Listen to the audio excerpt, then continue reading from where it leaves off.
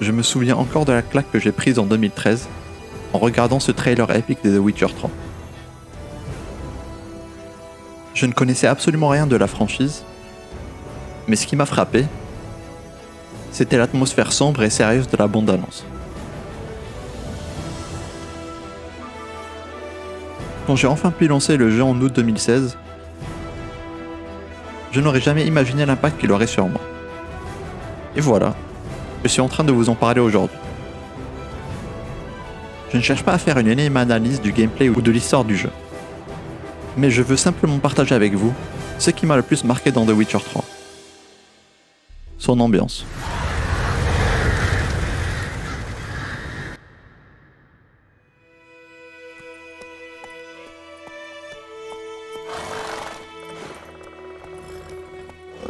Dès le début du jeu, quand j'ai écouté cette musique pour la première fois, avec le soleil qui submergeait le paysage, j'ai ressenti quelque chose d'indescriptible. La beauté du panorama qui contrastait avec la mélancolie, voire la tristesse de la musique, ont directement résonné en moi. Peut-être parce que ça résumait exactement ce que ce monde est. Un monde très beau, même s'il est rongé par la guerre et la misère. Dès ce moment-là, je me suis senti comme téléporté vers cet univers intrigant, qui m'appelait à prendre l'aventure avec Geralt, un tueur de monstres professionnel.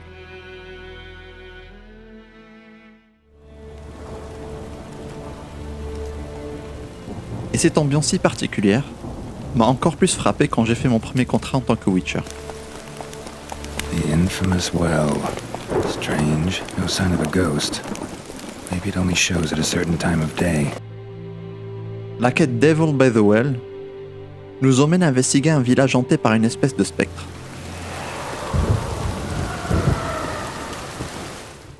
Le fait que le village soit complètement abandonné donne un sentiment de malaise. J'avais l'impression d'être observé par quelqu'un ou quelque chose. Le jeu change un peu de ton. J'ai eu presque le sentiment d'être dans un jeu d'horreur, pendant que je cherchais des indices pour chasser l'esprit maléfique qui a fait fuir tous les habitants du village. Journal might be useful. Je commençais à comprendre ma mission de Witcher. Essayer d'élucider l'origine de cette malédiction. Grass around the well scorched. All signs point to a new wraith.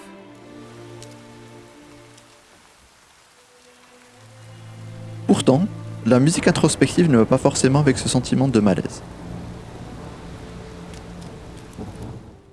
Mais quand on comprend que ce fantôme est l'esprit piégé d'une femme tuée de la pire des façons, la musique fait encore plus de sens. On n'est pas censé ressentir de l'horreur de ce qu'on voit, mais plutôt avoir de la compassion pour le sort d'une des victimes de ce monde de brutes.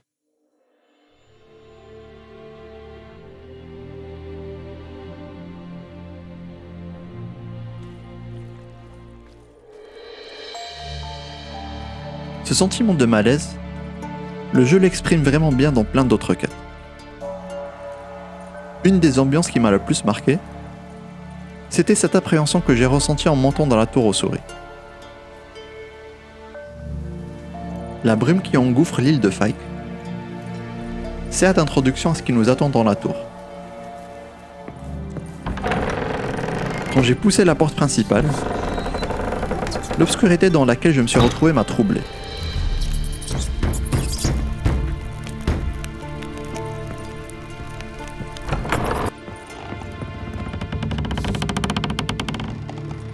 J'ai commencé à marcher tout doucement comme si j'avais peur comme mon temps.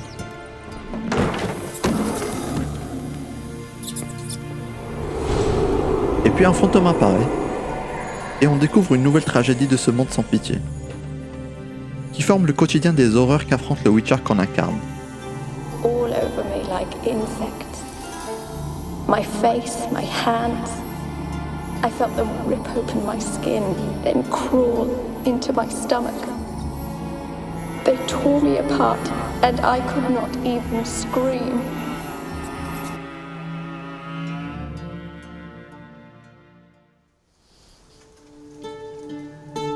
En parlant d'obscurité et de pénombre omniprésente, je voulais parler de ce tronçon de chemin pas très loin du pont d'Oxenfurt qui m'obsède. Surtout la nuit, l'ambiance pour moi transmet exactement cette atmosphère de dark fantasy si captivante. Un Witcher sur le dos de son cheval, épée attachée derrière lui, qui part affronter les dangers cachés dans les ténèbres de cette forêt, ayant comme seul guide la lumière des feux lointains. Je pense que ce qui accentue plus ce ressenti, c'est le fait qu'on laisse derrière nous le confort de la civilisation et l'assurance de ce qui va avec, et le fait qu'on se jette dans l'inconnu. Il y a limite un côté hypnotisant dans ces moments-là, dans l'ombre, qui nous attire vers le danger.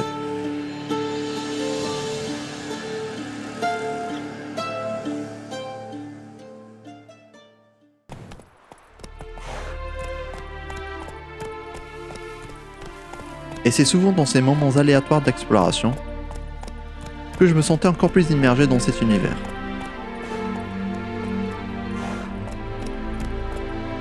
Ce monde contient tellement d'endroits magnifiques qui me viennent à l'esprit.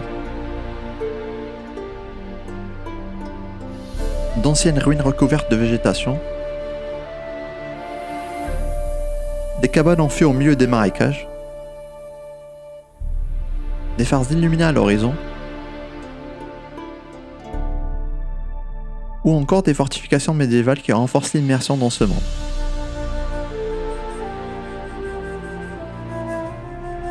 Ça me rappelle ce sentiment de dépaysement et de liberté que je ressens souvent quand je pars en voyage. Je pense notamment à quand j'ai découvert le refuge de la résistance de Temeria. Je me baladais dans les forêts de Novigrad avant de découvrir cette grotte.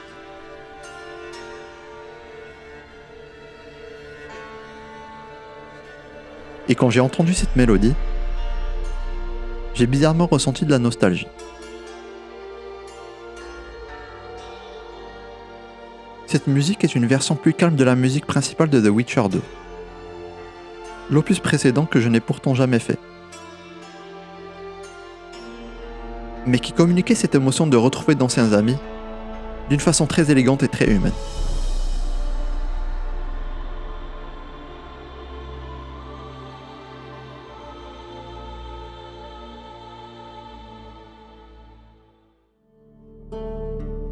Ce qui rend l'ambiance de The Witcher 3 encore plus envoûtante, c'est la vie du monde en lui-même.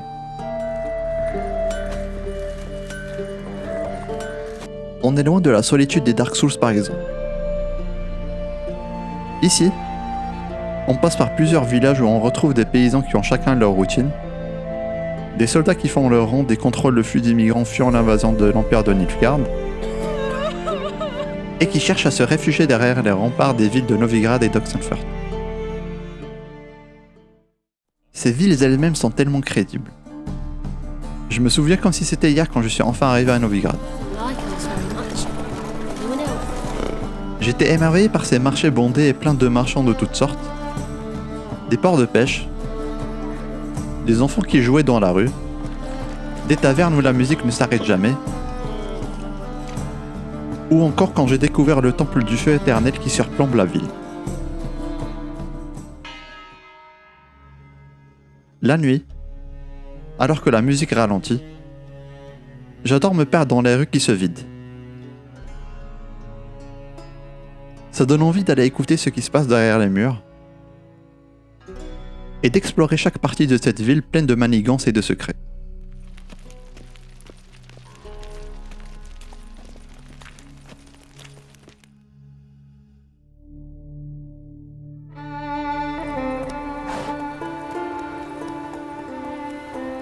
Je ne peux pas parler de musique dans ce jeu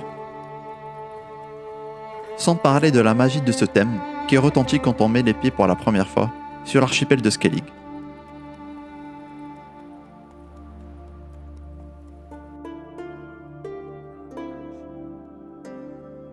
C'est un hymne à l'aventure et à la découverte d'une autre facette de ce monde.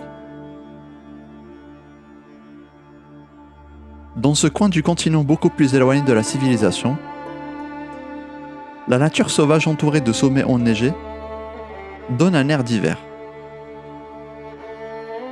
et arrive à nous apaiser avec chaque rivière et forêt qu'on traverse.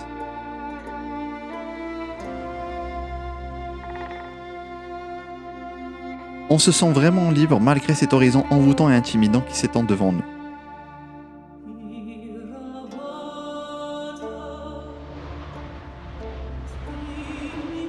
Comme si Skellig nous commandait à ce qu'on parte à la découverte de chaque montagne, chaque clairière et chaque île.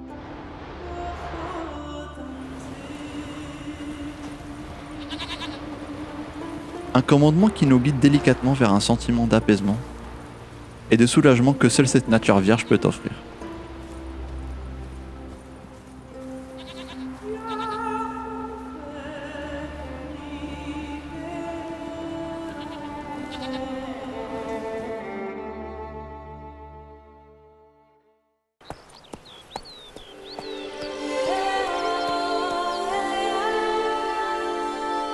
Impossible de finir cette vidéo sur l'atmosphère de ce monde sans parler de l'arrêt final de l'aventure de Geralt. Toussaint.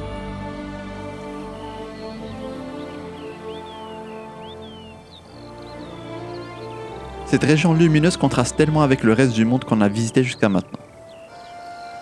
On est loin des pluies torrentielles de Velen ou du climat glacial des îles de Skellig. Le climat beaucoup plus ensoleillé se ressent partout. La nature ici est très méditerranéenne. Les villes et villages sont beaucoup plus colorés. La région regorge de vie. C'est un vrai plaisir de se balader dans la haute ville, de se perdre dans le port et d'explorer les différents villages cachés dans la nature presque paradisiaque quand on n'est pas en train d'admirer la beauté du château ducal depuis le lac.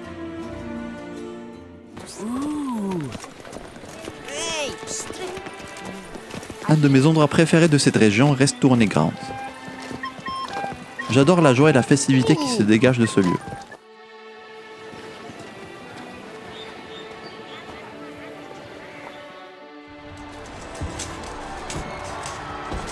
On sent l'engouement et la joie de vivre des gens venus assister au duel de chevalets et d'archers.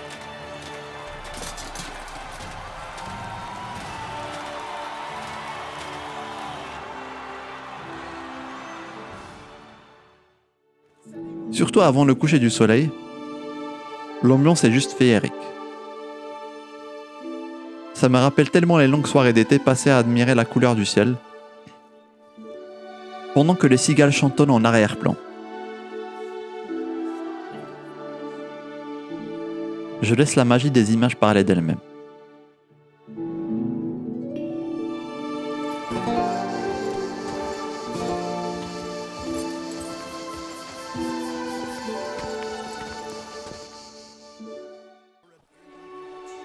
Et que dire de Corvo Bianco, ce havre de paix que Geralt hérite en arrivant à Toussaint. Je ne me lasserai jamais du charme de la villa principale, ou de la beauté du panorama, ni de l'horizon qui s'étend avec cette fusion de couleurs. On se croit devant une peinture d'aquarelle à chaque moment de la journée.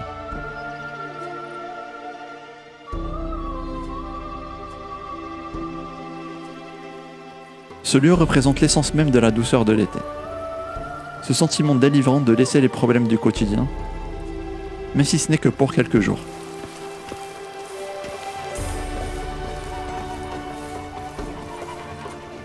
Et le fait de savoir que cet endroit magnifique était le point final de l'aventure est extrêmement touchant.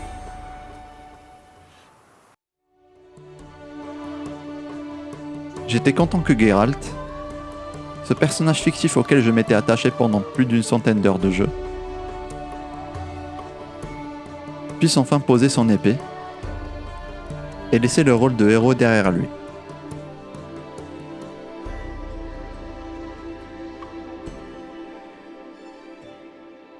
Mais c'est un sentiment qui s'était vite transformé en nostalgie, voire de la tristesse de dire adieu à Geralt.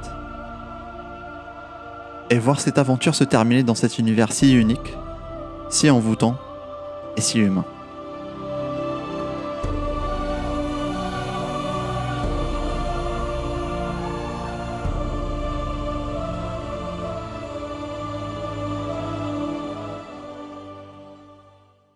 Shit. Mountain Pass is beautiful as ever. Voilà, on arrive à la fin de cette vidéo. dans laquelle j'espère j'aurai fait honneur à l'atmosphère si particulière et à l'ambiance si marquante de The Witcher 3.